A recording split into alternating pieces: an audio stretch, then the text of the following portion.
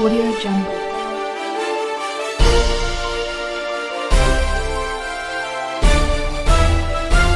Audio Jungle.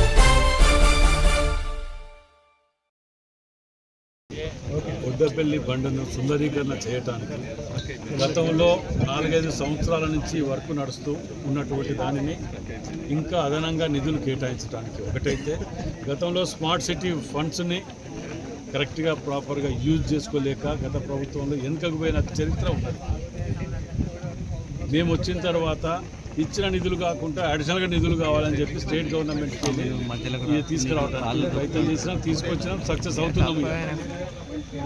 ఇవాళ ఎక్కడైతే ఆగిపోయినదో ఉద్దపల్లి బండుని సుందరీకరణ చేయడానికి జనరల్ ఫండ్ కానీ మిగతా ఫండ్స్లకి వెళ్ళి పెట్టి హార్టికల్చర్ది కానివ్వండి, మ్యూజికల్ గార్డెన్ది కానివ్వండి, వివిధ వీటిలకి వెళ్ళి ఫండ్స్ పెట్టి దీన్ని సుందరీకరణ చేయడానికి ఇలా కొన్ని ప్రారంభించడం జరిగింది. ఇంకా కొన్ని కూడా చేయవలసినవి ఉన్నాయి. ఇక్కడ వ్యాయామం కోసం కానివ్వండి, యోగా కోసం కానివ్వండి, కొన్ని ఇవి కూడా ఉన్నాయి ప్రపోజల్స్. వాటిని కూడా కంప్లీట్ చేయడానికి మేము వాటిని డిస్కస్ చేస్తున్నాం. తప్పకుండా వితిన్ ద టైంలో మేము కంప్లీట్ చేయాలనే ఆలోచనతో ముందుకు పోతున్నాం. బీఆర్ఎస్ నేతల సభలకు కాంగ్రెస్ ప్రభుత్వం అనుమతిస్తలేదు. ప్రభుత్వం నిన్న బీఆర్ఎస్ నేతలు నిజంగా కూడా బీఆర్ఎస్ గురించి మాట్లాడంటే అసహ్యం వేస్తుంది. ఉన్నది ఎవరు మిగిలిన రాయాలి అసలు? సచ్చిన పాము 4 కుంపటు 4 టైర్లు అవి కారుకు అల్లుడో దిక్కు బిడ్డో తీడు. ఆ సీఎం కుర్చీ గురించి కొట్టుక చస్తాను కదా ఇంట్లో. గీడికి వచ్చి ఇయ్యట్లేదు అంటాను కదా సభకు. కలెక్టర్ గారు ఇక్కడనే ఉన్నారు. నేను కలెక్టర్ గారికి చెప్తే ఇప్పుడే ఎక్కడ కావాలో చెప్పండి వారికి సభకు. కూడా ఆఫీస్ అడిగింది కదా, కూడా కాలేజ్ కళాక్షేత్ర పక్కకు. కలెక్టర్ గారిని ఇప్పుడే చెప్తాను, మీ ముందే చెప్తా. ఏమని చెప్పి పెట్టుకోమని చెప్పండి. కేడీసీ కాదు, నాకు అప్లై చేసింది, నా నోటీస్కి వచ్చింది కూడా. అది వాళ్ళు అప్లై చేసిందట. కలెక్టర్ గారు కూడా చెప్పి ఇచ్చేయమని చెప్పిన మేమెందుకు ఆపుతామే? వాడికి ఉన్నదేంది, వచ్చేదేంది, పోయేది, సచ్చేదేంది. దాంట్లో వాడు సభ పెట్టుకుంటూ వద్దంటావా? దాన్ని అడిగినోడు ఎవరు అసలు? ఆ టీఆర్ఎస్ వాడు అడుగుతున్నాడు ఎవడన్నా? మేము బయట విమర్శించడం రాజకీయ విమర్శ అవుతుంది. నీ ఇంట్లో సొంత చెల్లె అసలు నీ పార్టీ పేరేం చెప్పరా? బీఆర్ఎస్ఆ ఇంకేమున్నది అసలు? నీ పార్టీ పేరు నీకు సొక్కి లేదు. నువ్వు మా మీద విమర్శలు చేస్తున్నావు. ఏమి ఇది? నువ్వు రైతుల గురించి ఏం బేడీ ఏం మాట్లాడి చేసేది ఏమన్నా చెప్పు. మాట్లాడి చచ్చిపోయేది ఉన్నదన్నా.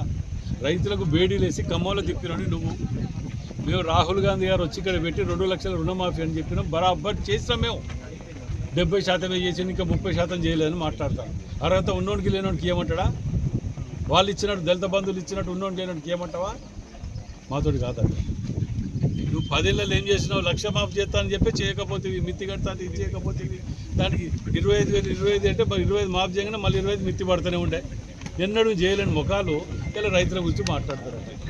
నువ్వు అక్కడ నీ కాన్స్టిట్యున్సీలో కేటీఆర్ గారు కాన్స్టిట్యున్సీలో 3rd డిగ్రీ ప్రయోగించినావు. రైతుల ఉచిత దాని గురించి ధర్నా చేసి దాన్ని ఇది చేస్తే నువ్వు రైతుల గురించి మాట్లాడతానికి సిగ్గు అనిపిస్తలేదు? వీడికి వచ్చి 10,000 మాఫీ చేస్తా అని చెప్పి వరదలు వచ్చినప్పుడు చేసి దొంగ తిరిగి అవతల పడ్డావు కదా. తెచ్చినావా 10,000? అటు తీయకపోతుంది. అసలు నువ్వు వరంగల్ జిల్లాలో ఒక ఇల్లు ఇచ్చినావా? నీ పట్టణంలో రైతు సభ ఏందా? నీకు అసలు పట్టణంలో రైతున్నాడు ఇక్కడ?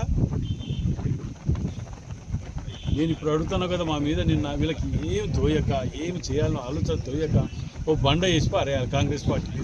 మొదటికెళ్ళి అలవాటు కదా అది. బట్టలు మంది గుడ్డగాల్చి మీద వేయటం. మేము ఇప్పుడే కలెక్టర్ గారిని అడుగుతాం. మీ ముందే ఇప్పుడు ఏది కాలేజీ కళాక్షేత్రంలో అడిగింది కదా, అది ఇచ్చేయమని చెప్పి రేపు పెట్టుకోమని చెప్పి నీకు తమ్ముడు. ఏది మీకు ఏది చెప్తే అది ఇస్తామండి. కేడీసీది అది ఎగ్జామ్స్ రాస్తానని ఇంకేదో ఉన్నది, దాని ప్రాబ్లం అన్నారు. ఇక్కడ ఇది ఉన్నది కదా, మీరు అడిగిందే కదా. అది మీరు అడిగిందే మేము ఇస్తానంటాను కదా. మీరు అడిగిందేమో అనట్లే. పోటీ ఇప్పుడే పోయి పెట్టుకోపోండి. సరిగ్గా 4-5 వేల మంది కూడా రాదు దుకాణానికి. నీవు రైతులు సిటీలో పెట్టి పెడతానంటాను. గ్రామీణ వాతావరణంలో పెట్టుకోవాలి. మీరు ఉంటే వాస్తవాలు మాట్లాడుకుందాం. వరంగల్ హన్మకొండ చౌరస్తా